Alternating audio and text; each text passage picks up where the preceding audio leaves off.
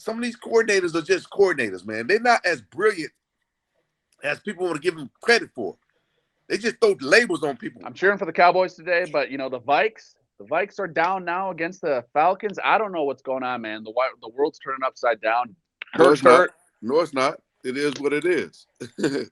We lost Kirk. JJ's not playing, my man. It's tough in Minnesota. It's tough being a Vikings fan, but you know what? It's a great day to be a Cowboys fan. I'll tell you that much. What's kind of the mentality going into this game, Emmitt? Because obviously this is a huge contest. First and foremost, this is a huge contest, and the Cowboys themselves, they did something last week, and what we need to do is go out and play competitive, spirited football and compete at a level that is becoming of the Dallas Cowboys. We have a lot at stake here. I mean, we won some games where we're 5-2, I believe, or 4-2, something like that, and we haven't beat a real good team yet.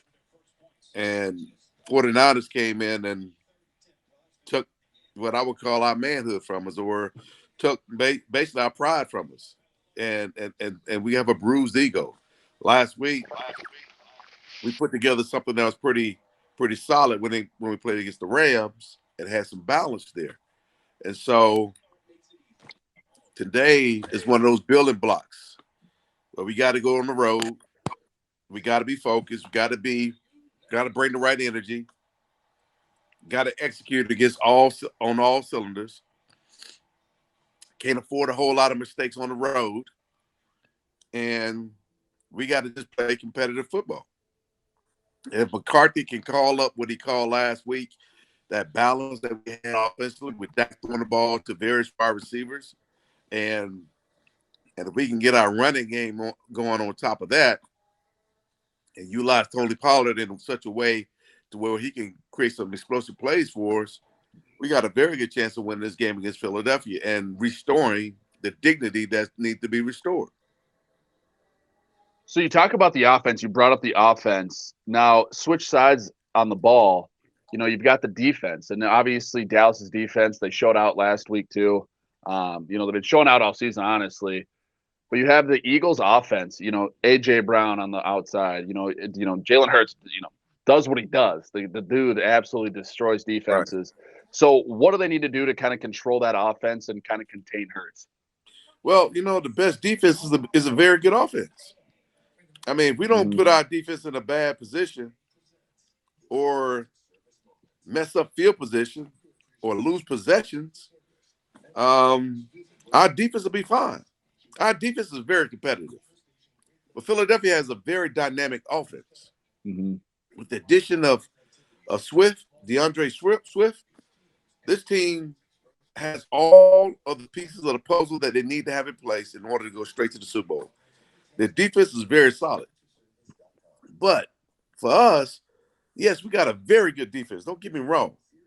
But when your offense puts your defense in bad positions constantly, that defense is getting worn out and is getting tired and eventually cannot hold up.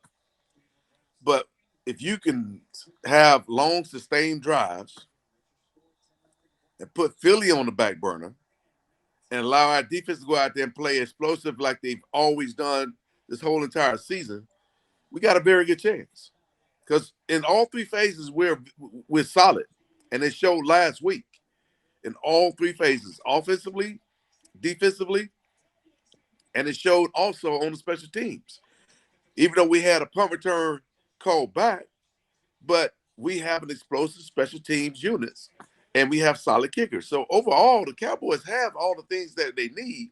The question is McCarthy going to fall into a shell and try to have Dak Prescott be the hero and match up with Jalen Hurts, or is he going to utilize all of the weapons that he actually have to make the offense very dynamic? I was going to say, is there like a sense of I wouldn't say, I guess doubt is the right word, of the Cowboys where, if you feel like there's always going to be something that happens negatively wherever it's at. So do you feel if the Cowboys take this game, will it get them kind of in that discussion of, all right, maybe they can win that Super Bowl this year? Well, it just depends on how we play. Yeah. I mean, if we played football becoming of the Dallas Cowboys, then we just thrust ourselves right in the middle of the conversation. Yeah. But here's the key, though. It's not this week, then it becomes next week. See, the Dallas Cowboys have to establish a level of consistency that warrants people to have that confidence that they can do this. Mm-hmm. The problem is we have not shown that consistency over the course of the season. And so the uncertainty or the doubt is that are we going to be a consistent football team? Yeah. Is McCarthy going to fall back to his sinful ways of doing what he normally does? You know, Yeah. that kind of thing. And that's a reflection upon the head coach because the head coach is calling offensive plays.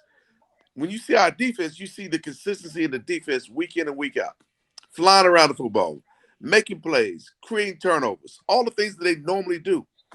Our offense has not matched that intensity, and that's on McCarthy. Yeah. It definitely will be interesting because if you can't get up for today, I don't know. If you can't bring the intensity, you should be playing the game. But Emma, we're just going to keep on rolling with the questions, but they're not going to come from me. They're going to come from fans. So, folks, be ready. We like to keep these interactions 2 to 3 minutes, so please keep your questions quick. Emma will obviously love to answer them, but like I said, make sure you keep these interactions quick. First up, we're going to go with Lou. Lou, take it away. Hello, E. How you doing, buddy? I'm good, Lou. How you doing, man? I'm doing great. Doing great. Love to see all the cool commercials you've been doing and stuff, getting your um, your exposure out there, letting that new generation know who Emmitt Smith is. Well, I'm enjoying doing the commercials. I'm enjoying doing some of the things that I've been able to do, and so yeah, it's fun. Yeah, I love to see it, man. Great work. So 30 years ago on October 31st, 1993, Halloween, you had a monster game in the rain versus the Eagles. You had 30 carries for 167 yards and a TD. It was a rainy, wet day. Uh, So I think it was more than that, Lou. tell me. I think it was over 200 that night. Yeah, that's what I said. I thought Oh, you said 100. 267. You're right, Huh? 267. Yep. Two, two. I don't know if it was 267, but it was 230 something. It was 237. You're right. I'm Yeah, sorry. I misspoke. So yeah, 237, and then you had that 62-yard TD. at the end. Sorry. Sorry. That hey, it was 30 years ago. So Yeah, sorry for it slipping a was little. 30 years ago, but Yeah. I understand what you're saying. But go ahead. Yeah. Yeah. So what were any advantages of playing in those rainy conditions? Well, when you have rainy conditions, that's when you really need to be able to run the football. Because throwing the ball becomes very challenging. It's already risky throwing the ball anyway. But because the ball can get tipped, the ball can be behind, it can be low, it can be high, it can be almost the inaccuracies of a quarterback in the rain can increase insurmountably. And so running the football became a priority. And for us that day, um, we ran the ball very well anyway throughout the whole entire game. Yeah. And so there was no need to try and do more than what we were already doing. And that falls back on how the offensive coordinator viewed that game and viewed the game type situations and the environment that we're playing in. And Norv Turner that day just saw fit for me to get the ball in my hands, and we just ran and ran and ran, and it was a lights out kind of scenario on that last run because Philadelphia had to sell out, and they sold out and brought everything, and we just popped it real quick, and it was Yeah. over. It was a wrap at that point. Yeah, I did notice that that play came out of the I formation, which when I played was one of my favorite formations. Why do you think the NFL's gone away from something that's worked so well? Well, as I tell people, the NFL is a copycat league. People are trying to do what Bill Belichick has done with the New England Patriots for the last 20 some odd years and draft players in the second round and not spend a lot of money on high profile players, but yet get the results that he got. Now, unfortunately, a lot of teams are not equipped to do that. Teams only know what they know and do what they only can do. Um, but I think the real reason why you see teams going away from the I formation is because of the evolution and the evolution of the tight end position. Tight ends now are not your old traditional Kellen Winslow type tight ends or your old Mark Bavaro type tight ends.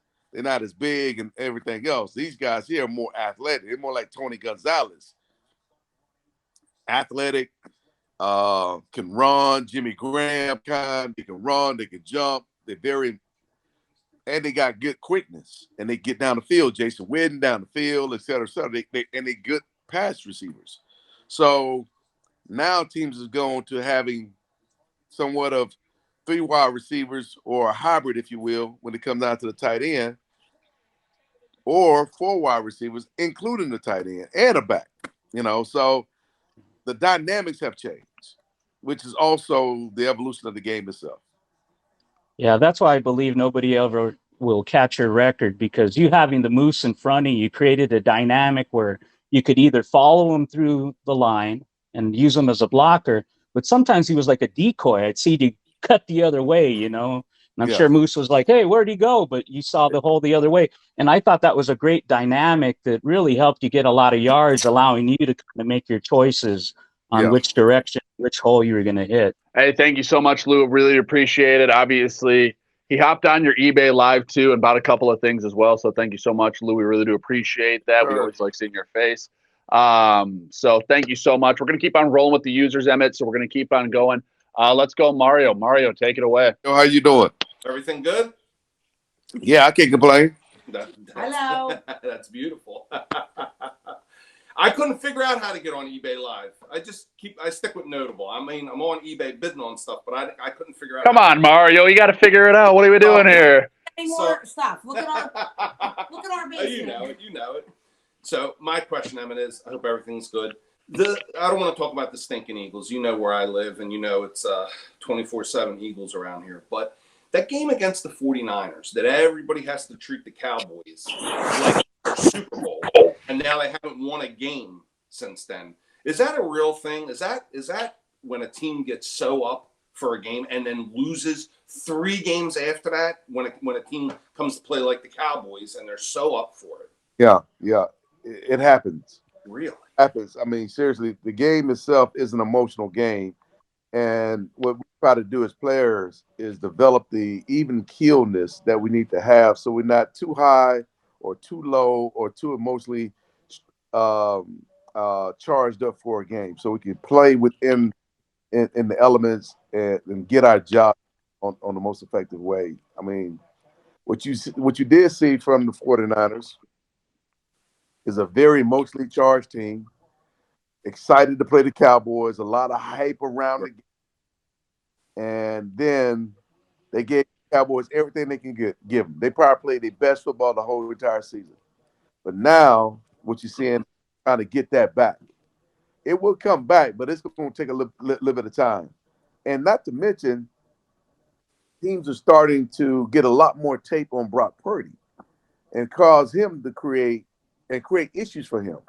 And so now he has to elevate his game to the next phase, because phase 1 is over. Right. No tape. Right. So he has to now grow as a quarterback and figure out what defenses are trying to do to him. I got you. No, you're 100% right. Going back to the Eagles, last thing, because I've lived here my whole life in Jersey, the 81 Super Bowl, when they went and they beat the Cowboys, and to a man, they all said after they lost that Super Bowl, they were the first team to lose to a wild card team. That was it. The Cowboys were their Super Bowl. They hadn't beaten us. They always losing us. That was their Super Bowl, and they showed up flat in the real Super Bowl. That's all they care about, is beating the Cowboys. Right. Well, that's how a lot of teams think about that from that perspective as well. They want to beat the Cowboys because the Cowboys is America's team. It's the darling of the National Football League. It's the most recognizable organization in pretty much in all the sports right now. So when you start talking about the Cowboys and you playing against the Cowboys, you get to establish yourself as an individual player at that level because so many people are watching the Dallas Cowboys. Yeah. And so to beat the Cowboys means a lot. Matter of fact, some teams measure themselves by Right. beating the Dallas Cowboys. Right. But that's no fault of the Dallas Cowboys. That's the mystique that we develop. So we as players on the Cowboys side, we need to understand that and respect that. We're going to get the best out of everybody. So we can't go into every game thinking that, oh, we can take it easy and we're going to roll over people. Right. No, that shit is not going to happen. No. So we got to be ready. You're going to get their best shot. You daggone right. And that's okay because I want your best shot. I hear you. Your best shot should make me better. Damn, Skippy. Yo, have a great Wait, I want to say one thing. I want to say, Emmitt, we sent out the save the dates for Mario and Skylar. Y'all did? Yes? Yeah. You'll be getting All right. I'll be in front of you. Okay. We'll talk, man. It was great talking to you. Have a great night, all right? Peace out. All right. Y'all be good. Take care. Be safe. Later. We're literally going to do a notable live event from that wedding. It's been hyped up so much. I absolutely love it. So, all right, perfect. Emmitt, I've wanted to ask you this question for, probably a couple of weeks now. And obviously, I'm finally getting a chance to do it. I'm looking at all these contracts and looking at all this money being thrown around this season and this past offseason. But I got to ask you something. Looking at this upcoming offseason, there's a lot of guys on the Cowboys up for extension. A lot of money's probably going to be thrown around. You got CD, you got Dak, you got Micah, you got all these guys that are absolute monsters on the field. And I don't want to throw anyone under the bus. I'm not trying to rank them anything. But who do you think for the Cowboys deserves the money this offseason? Well, I'm not trying to put you on the spot or anything like that. I should have gave you a heads up. No. I mean, that's a fair question. First and foremost, my answer is going to be pretty simple. Every player deserves the money that they can get. That's the first simple answer. But to prioritize the things that are important to the Dallas Cowboys, if I'm going to invest, I got to invest in protecting my quarterback, but also got to invest in creating running lanes for my running back, especially for folks that's already under contract. That's number one. If you're under contract, I'm not looking to do a whole lot more outside of restructuring to create more cap room for everyone else that I need to put on the football field to make the team better around you. So I'm not thinking about Dak right now outside of a pay cut or staying the same. I'm not thinking about Tony Pollard because I think we got the franchise tag on him. But I am looking at that offensive line to protect Dak Prescott and to make sure that CeeDee Lamb is on the roster for next year because we got to have him. He's our number one wide receiver, so we got to have him. But that offensive line, we definitely need to start upgrading that because Tyron Smith is getting a little long in the tooth. No offense to Tyron, that's my cousin, but he has played a number of years, and he has been injured over the last 3 or 4 years consistently. So to be able to find people to replace him at some point is what I would be looking at. Be able to look at my offensive guards and right and left guard, just to make the offensive line better. So our defense is going to be tough. I don't know who's all up for free agency, who's all contracts are coming to an end, but we got to keep guys in place. If we want any chance to get a Super Bowl anytime soon, we got to figure this one out. And we can't be giving a lot of money to areas just because of the simple fact that we can. We got to think about other players that we need to have on the football team in order to be a complete football team. Well, yeah, you look at Micah and what, Joey Bosa and all those Bosa brothers signed, recently. It's like that number's blown up. And is Micah on that same level? I think so. No doubt. Yeah, exactly. So you're paying him because I'm going to be honest with you. I don't know exactly like you. I don't know when that free agency hits. I think it's either next year, the year after that. But the man wants to get paid and he deserves to get paid. But at the same time, something's got to give. And it's going to be interesting what the Cowboys do and where they put their money. Like you said, though, if they're under contract and they're already ready to go and they're ready to rip, all right, we're not worrying about them. But if this person is up, You got to get them because you guys are looking solid right now. You guys are looking good, and you keep on signing these people, and you got that core. You're going to be good. So Yeah. it will be interesting to see what happens this offseason. But enough of me. We want to hear from you guys, the fans. So we're going to keep on rolling with the fan questions right now. JP Passion, JP, take it away. What's up, JP? JP, it's all you. How you doing, Emmitt? Hey, Good, so bro. my question is, when you broke the record, they put a banner for you in Texas Stadium. And then I've been to the current stadium, and I've noticed that banner is not there.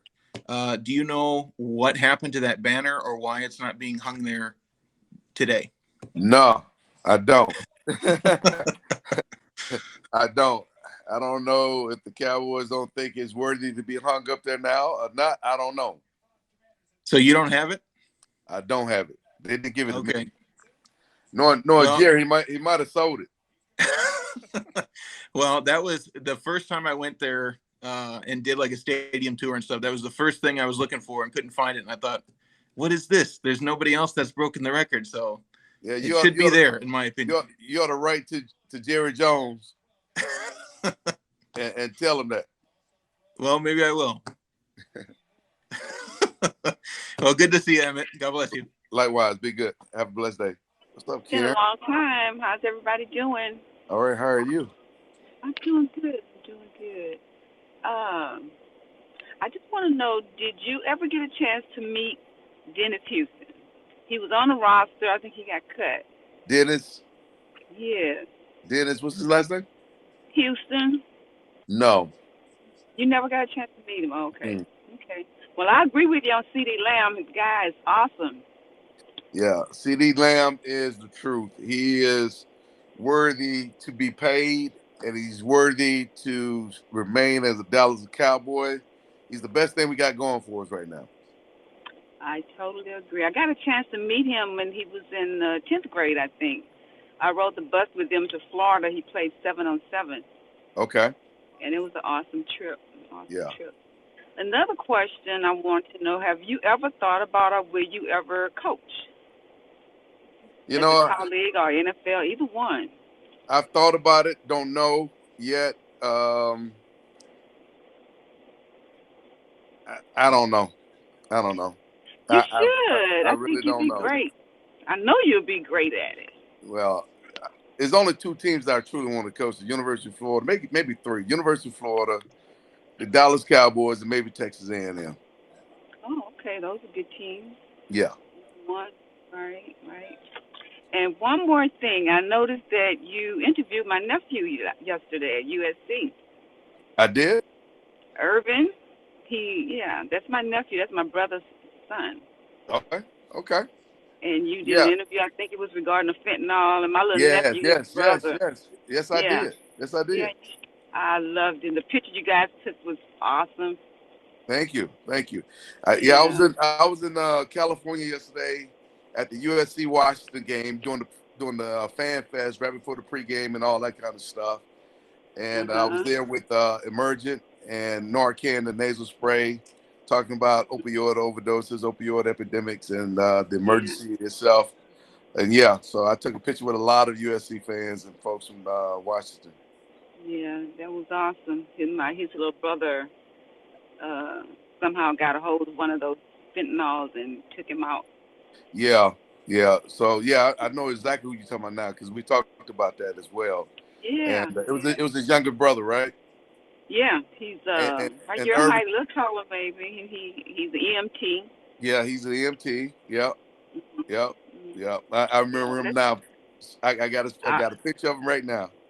Yep, I raised him up until he was about 7, 8, I think. Yeah, he appears to be doing good right now. Yeah, he's helping him out.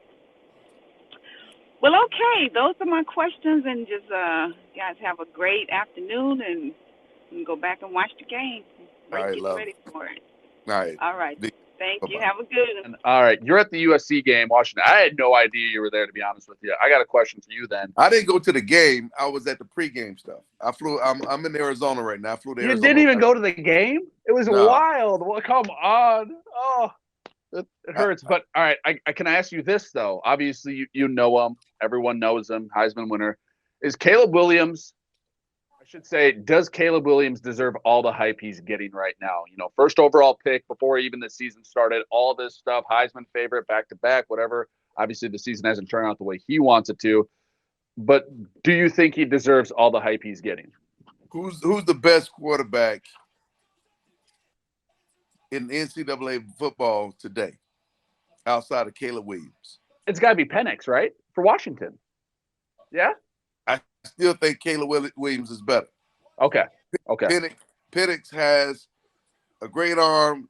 The problem with USC, again, people don't pay attention to these kind of things, Jess, but I want you to start paying attention to this. Yeah. You got an offensive-minded head coach. Yep. Who don't give a flying fart about defense. A flying fart. That's why USC's defense is so sorry. Yeah. So sorry. And what happens is offensive coordinator think that they can outscore everybody. Yeah. Defense wins championships, buddy. It's just that simple. Because I mean, look at Georgia. Yeah. Your offense is not going to be clicking on all cylinders all the time. That's why the Philadelphia Eagles are as well balanced as they can possibly become. Yeah. With DeAndre Swift running the ball and Jalen Hurts throwing the ball, even though Jalen Hurts threw 3 or 4 picks last week against the sorry Jets. But the Jets has a solid defense. Yeah. And that's why the Jets are in games to this day. They lead it on the run game. While their sorry quarterback is starting to develop. I mean, you don't like Zach Wilson? You don't like, no. The High School Musical looking quarterback? No, I don't like the High School Musical quarterback. I take Brock Purdy over him any day of the week. But the point that I'm making is the Jets are running the ball and not allowing this kid to be throwing the ball all over the place, where Mike McCarthy had this kid throwing the ball all over the place regardless.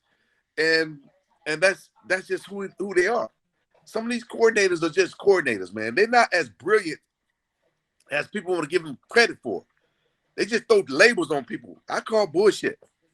Yeah. At the end 100%. Of the day, a great coach finds his best players and figure out ways to get the ball in their hands and make sure that the system works for all of the quality players that they have, not just for one player. Yeah, 100%. And I think a lot of these guys get caught up in the one player guy. I think you bring up a good point right there, too, because I'm thinking, Miami. Miami's hanging up 70 on somebody, and, they got Tyreek Hill throwing down the street. You got Jalen Waddle, Tua, all these guys.